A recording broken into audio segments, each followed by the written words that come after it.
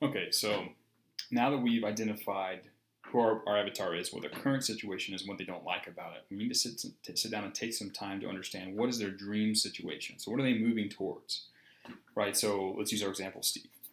Remember, he's living his life. He's riding his bike to work, to go work at McDonald's. He's frustrated. Um, what does he wish his life was like? If he could wave a magic wand and live whatever life he'd like, what would it look like? You know, what would he have? Um, what would he feel? What would he feel like about himself? What would a day in his life look like? How would others perceive him?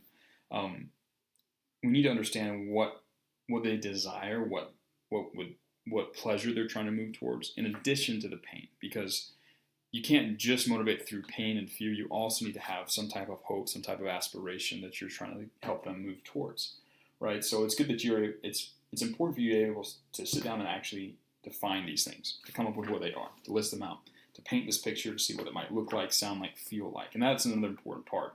When you're defining these different situations, you need to be able to create almost an entire movie. So not just so what it looks like, what it feels like on like an emotional level, on like even a physical level, what it might sound like, what things might they hear, what might they say to themselves, what might people say to them.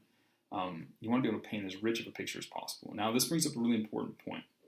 So, there is a famous, he was a psychologist, Maslow, I think he was. He came up with this Maslow's hierarchy of needs. You might have heard of it. It's usually represented as a pyramid. I'll include it as a resource here in the tutorial. But it's a pyramid, like, and it shows like how what needs people have. Obviously, they need to take care of the bottom ones, but once they've taken care of those, they really want to move up to the top ones, right?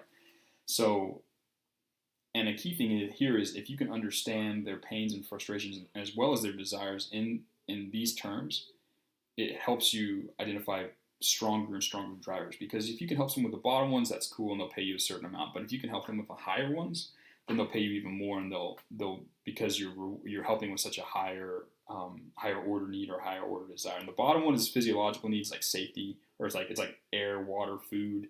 The next one's safety, so like obviously safe, risk reversal, stuff like that. The next one's love and belonging, so being connected with those they care about. The next one's esteem, so sort of status, and then the top one would be self-actualization, how they feel about themselves, right?